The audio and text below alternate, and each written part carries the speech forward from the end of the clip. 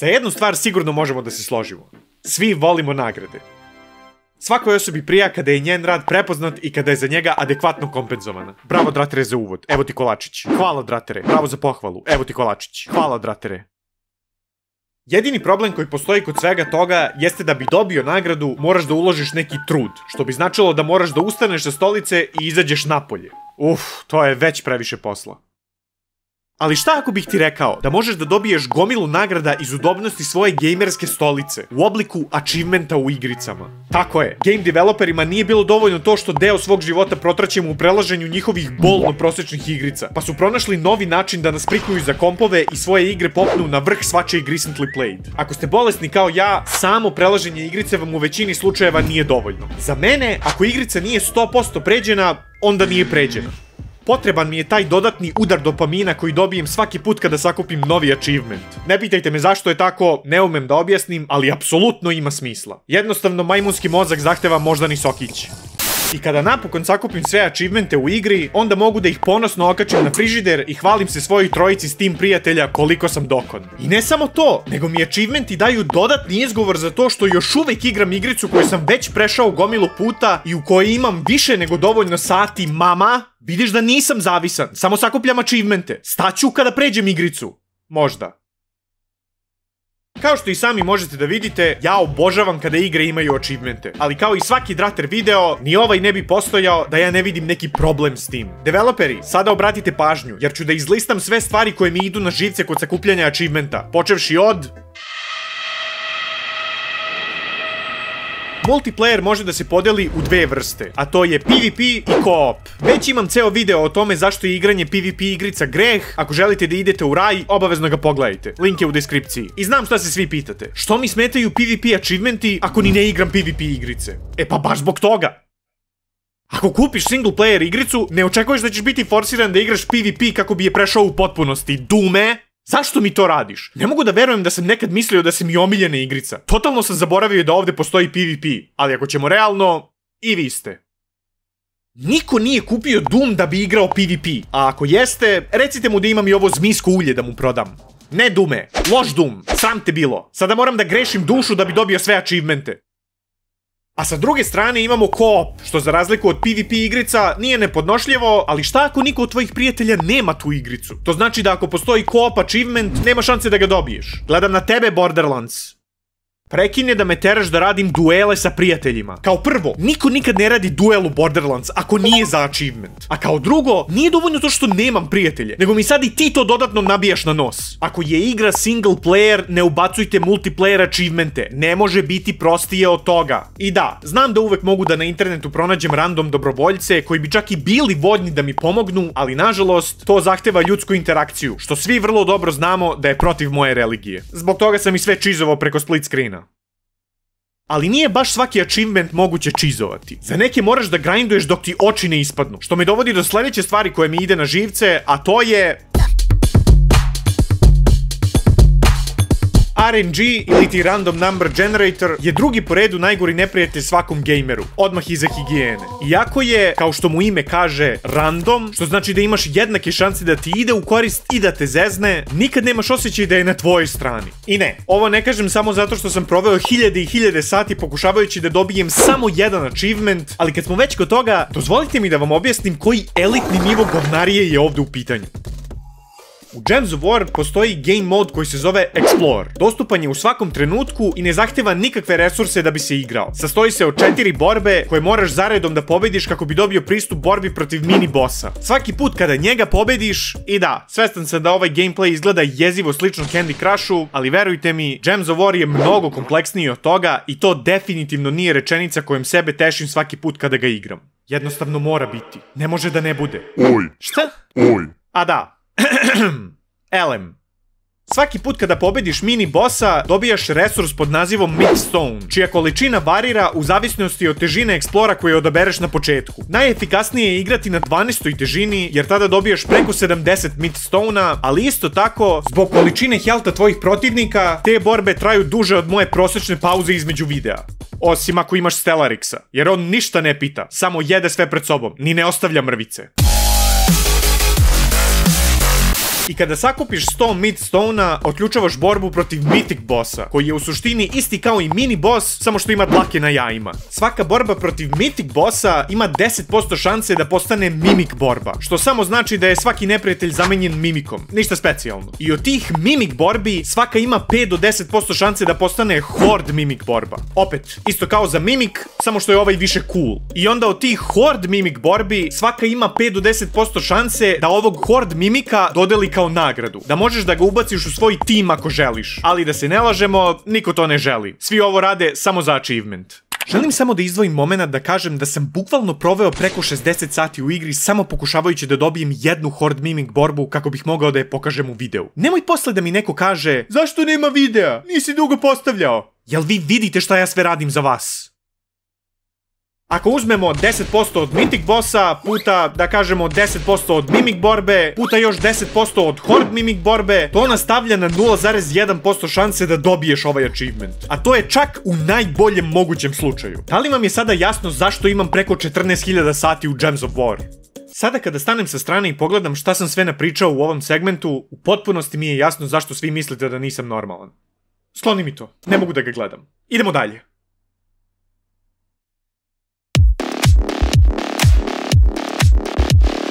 Zamisli ovo, upravo si prešao igricu kojom si bio opsednut duže vreme. I dalje ti se igra, ali gotova je. Stigao si do kraja, nema više. Pomisliš da počneš iz početka da je igraš, ali te sećanje na sve mukotrpne i frustrirajuće segmente koje si bio primoran da prebrodiš kada si je prvi put igrao, pogodi kao tona cigala. Ili tona perija. Sve jedno je, iste su težine. Ali te svakako prizemlji.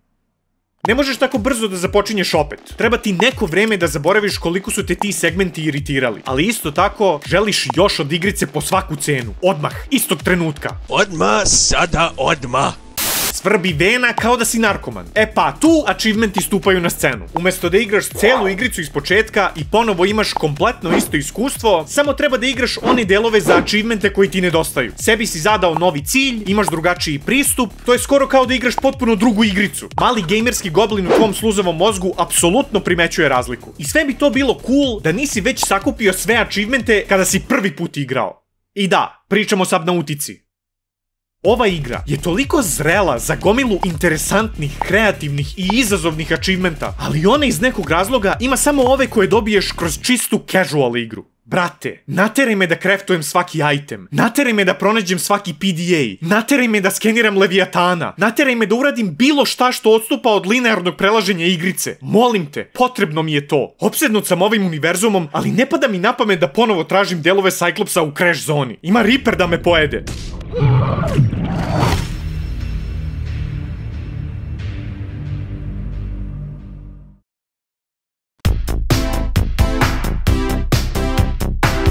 Znate onaj osjećaj kada pređete neku igricu koja vam se jako svidela i onda pogledate da vidite koje achievemente niste sakupili kada ono igrica nema achievemente? But why?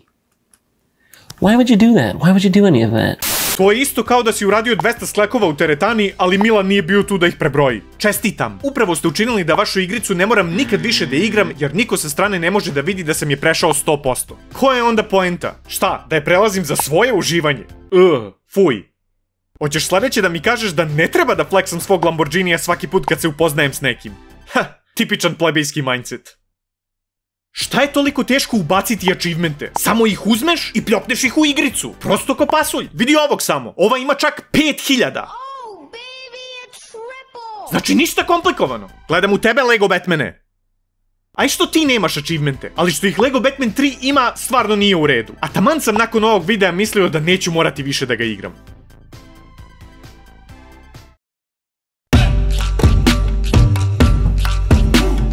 Sada ćemo od kompletne pustinje achievementa da se zarotiramo za 180 stepeni i odemo u potpuno drugi ekstrem. Jer koliko god ja voleo achievemente, zaista mi nije potreban još jedan Payday 2 na dnevnom redu. Samo zato što sam rekao da bi svaka igra trebalo da ima achievemente, ne znači da vi sada treba njima da me konstantno bombardujete.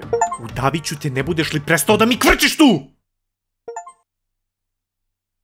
Jeste da je gomila achievementa u Paydayu izuzetno trivialna, ali iz istog razloga smatram da onda ne bi ni trebalo da postoje. Wow, GG momci, uspeo sam da otključam achievement za skakanje u igrici. Kakav izazov, brate, živ se preznoji. Šta je sledeće? Pritisni F da odaš počast. O ne.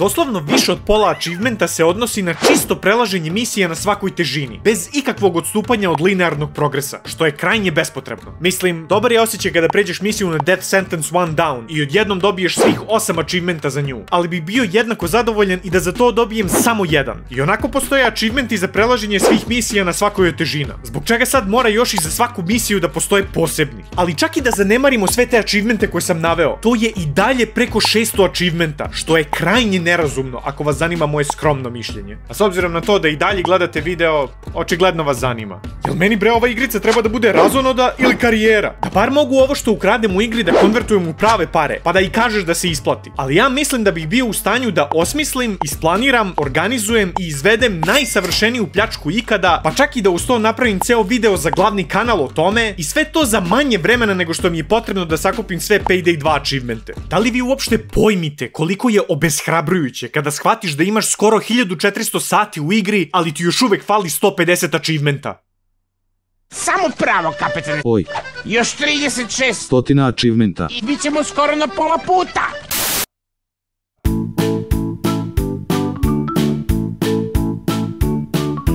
Bez obzira na to što bih većinu trivialnih achievementa izbacio iz igrica, ne znači da smatram da ne bi trebalo uopšte da postoje. Jesmo mi gejmeri i uvek žudimo za novim izazovima, koji ne uključuju fizički napor, naravno. Ali upravo zato nam je i potreban neki vid motivacije. Svaka igra treba da stremi ka tome da ostvari zdrav balans između relativno lakih i veoma teških achievementa. Jedan deo njih uvek treba biti povezan sa linearnim progresom kroz igru. To su oni najlakši, koje dobijaš samim igranjem i služe kao blagovremeni podsjetnik da ostvaruješ napredak. Pored toga, jedan deo achievementa treba da bude, i ovo naglašavam jer je veoma bitno, težak, ali ne neostvariv. I naravno da mi je ovde na umu Stardew Valley. Šta bi drugo bilo? Gle, u redu je to što me teraš da pređem Journey of the Prairie King. Iako dosadno i kompletno nepovezano sa samom igricom, kao achievement je sasvim prihvatljivo. Jeste izazovno i mučio sam se satima da ga dobijem, ali ni u jednom trenutku mi nije delovalo nemoguće. Što ne mogu da kažem za njegovog zlog brata blizanca. Jel me ozbiljno teraš da uradim opet isto, samo bez umiranja? Imaš li trunku predstave koliko je to za mene neizvodljivo? Mislim, nemaš, jer sam uspeo. Ali sam se usrao pokušavajući. Jel ovo neko uopšte testirao pre implementacije? Oj. Šta? Oj. Molim? Kreator igre je tek sad dobio taj achievement. Znači, lepo sam ja rekao. Niko to nije testirao.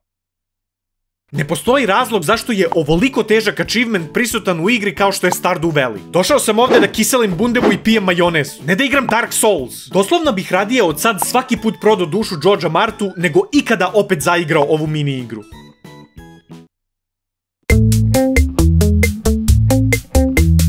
Jedina stvar koja smara više od izdvoji vreme od prelaženja željene igrice kako bi uradio nešto nepovezano sa tebi najzabavnijim pristupom prelaženju iste, jeste izdvoji vreme od prelaženja željene igrice kako bi uradio nešto nepovezano sa tebi najzabavnijim pristupom prelaženju iste, ali 100 puta. Kapiram da je samo jednom uraditi tako nešto za achievement prelako. I sa tim nemam nikakav problem. Ako sam uspeo jednom, uspeću i opet. Ali da li stvarno očekujete od mene da pamtim i brojim koliko puta sam sve to uradio? Šta vi mislite da sam ja? Neki mašinski inženjer? Ja čak nemam ni ruke pa da na prste brojim, nego sve to moram da radim u glavi. Istina je da za skoro svaku igricu koju igram imam Google spreadsheet u kojem pratim i beležim svoj progres u igri, ali čak i za mene je očekivati ovako nešto od igrača krajnje nerazumno. A znam da nije toliko teško implementirati brojač. Borderlands 3 ga doslovno ima za svaki achievement, čak i ako samo jednu stvar treba da uradiš. I ovako i onako, svaka igrica koja ima takve achievemente mora da ima neki svoj interni brojač, da bi uopšte znala da ti dodeli achievement kada dostigneš ciljni broj. Šta ga krijete toliko? Jel neka državna tajna? Ne postoji razlog zašto nama taj brojač ne bi bio vidljiv u svakom trenutku. Kad smo već kod tajni... Iako je ovo možda u globalu najnebitnija stavka koju ću da istaknem, svakako sam osjetio potrebu da to uradim, jer mi uopšte nije jasno zašto bi neko ikad uradio ovako nešto. I sami znate da svaki achievement ima svoj naziv, što je logično, jel te, kako bismo mogli da ih međusobno razlikujemo. I pored toga, svaki ima svoj opis, što je takođe logično, jel te, kako bismo mogli da znamo šta treba da uradimo da bismo ih otključali.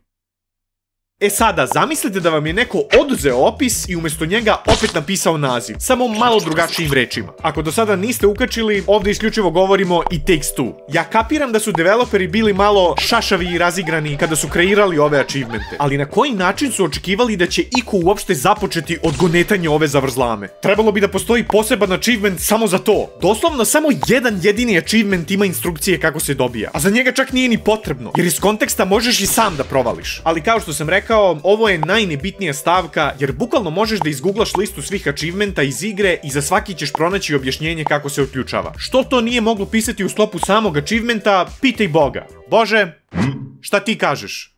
Otkud znam, stari moj, nemam pojma. Ja sam mislio da ti sve znaš. Pa, to je... Evo ti kancer. Šalu na stranu, ja se iskreno divim ljudima koji su ne samo uspjeli da provale šta za svaki achievement treba da se uradi, nego posle toga još i izdvojili vreme da nama ostalima napišu uputstvo i olakšaju posao. Kako li su oni to provalili, pojma nemam. Ali svaka im čast, ne znam šta bismo bez njih. Kad imamo ove developere koji vole da kriju stvari od igrača. Kad smo već kod skrivanja stvari...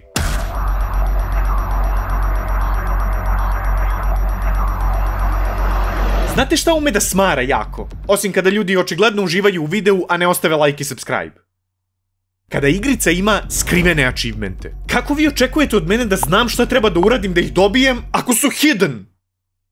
Mada, ovo nije toliki problem, jer kao što sam rekao, možeš samo da izgooglaš listu achievementa i željene igrice i pokazat će ti ih sve, sa opisom i tutorialom. Ali još više od toga smara kada igrica ima missable achievemente. Pogotovo ako su neki prosti.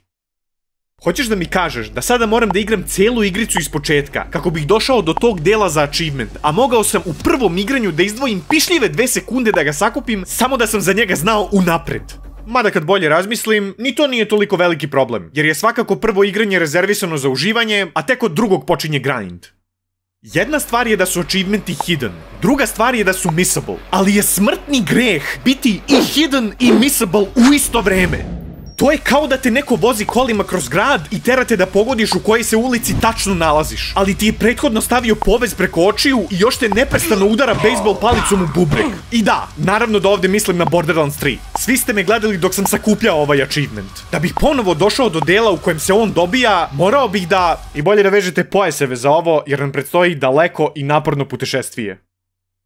Znači, prvo moram da započnem celu igricu iz početka. Onda moram da otključam Sanctuary kako bih dobio pristup svim DLC-evima. Zatim, moram da započnem Kriegov DLC i stignem do finalnog bossa. Nakon toga, moram da se vratim nazad u igru i uzdignem za još jedno 10-ak levela, jer je taj finalni boss jako težak. Onda, moram da ga pobedim i tek nakon svega toga sam spreman da uradim niz lako propustljivih stvari kako bih dobio taj skriveni achievement.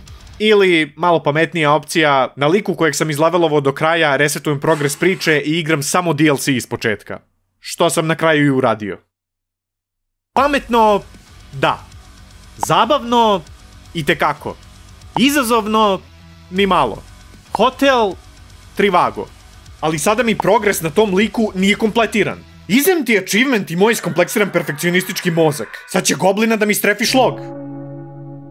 A što je najjače, te lako propustljive stvari za achievement zapravo počinju da se pojavljuju malo pre nego što započneš borbu protiv finalnog bossa. Što znači da mi je ovolicko falilo da ih ponovo propustim nakon što sam prešao ceo DLC iz početka. Sad ću da probam da pobedim ovog bossa i onda smo gotovi. Ali ovo je najteži boss. Šta? Šta je ovo? Okej.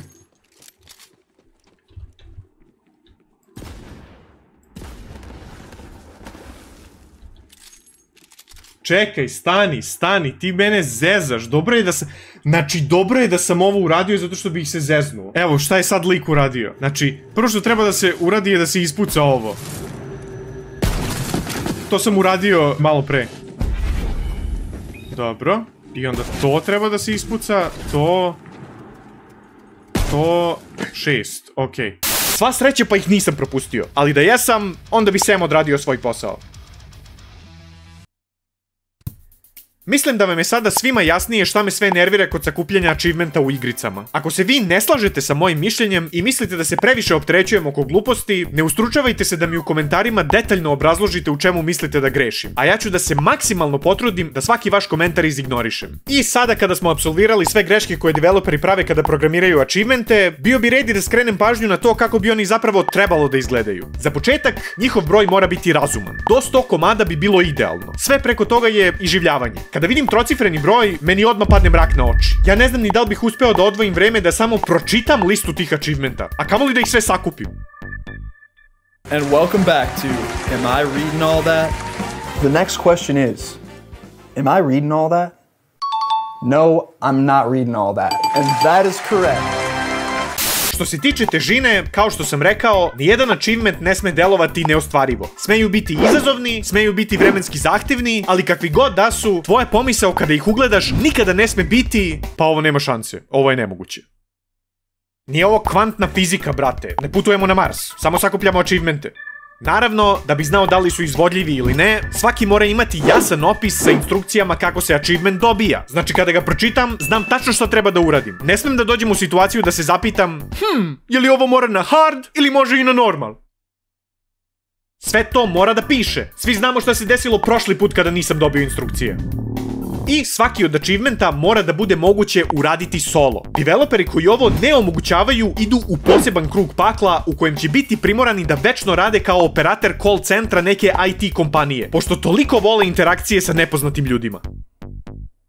To važi za co-op. A ako su PvP achievementi, ili još gore, ranked PvP achievementi, još sve to u igri koja nije isključivo PvP, ti developeri ne samo što idu u poseban krug pakla, nego ćemo i u ostalih 9 da pobacamo njihove voodoo lutke. Znam da je kompletno eliminisanje ovakvih achievementa dosta ograničavajuće, stoga sam i ja spreman da izađem malo u susret i dopustim pojedine co-op achievemente kojima setup nije preterano komplikovan ili vremenski zahtevan. Znači, ako sam već uspeo da okupim ljude, hoću da istog trenutka možemo da se bacimo na achievement. Ne dolazi u obzir da smo primorani da resetujemo ili grindujemo sve dok nam se svi potrebni uslovi ne potrefe. Ovde mi je specifično na umu ovaj achievement. Nije ni čudo što ga skoro niko nema, a zaista je prost. To je ono, ako te ne usere, onda te zaista usere. Kad smo već kod sranja, na RNG achievemente ti se promptno posere. Ako procenat šanse za dobijanje tvog achievementa ne spada u skup prirodnih brojeva, prvo se ošamari, onda duboko udahni, obriši sve i počne ispočetka. Bolje napravi zabavnu igru u kojoj rado biram da provodim vreme, a ne torturu iz koje jedva čekam da se iskobeljam. I za kraj, turi bre brojačno sve, šta te košta? Treba mi da znam koji tačno broj da unesem u svoj spreadsheet. Ako ispratite ovo uputstvo za vaše igrice, garantujem rekordne profite za vas i neizmernu zabavu za vaše igrače. Za sve koji su poslušali ove savete, moj žiro račun je u deskripciji. To bi bilo to od mene, srećan lov, ja moram sada da idem jer imam neka nedovršena posla. Brza stvar za kraj. Ako niste znali, pored ovog imam još 2 kanala, na koja postavljam mnogo češće nego na ovaj, pogotovo na treći. Ako želite još sadržaja od mene, bacite pogledi na njih, linkovi su u opisu. A ako želite još ovakvih videa, kliknite na neki na ekranu i ne zaboravite like i subscribe. Za kraj veliko hvala Aydin Fejzić, Laki, Mario Vrećo i Toni Baloni. Da biste se našli na listi, na ekranu kliknite join, postanite boj i povećajte svoj mozak. Oj.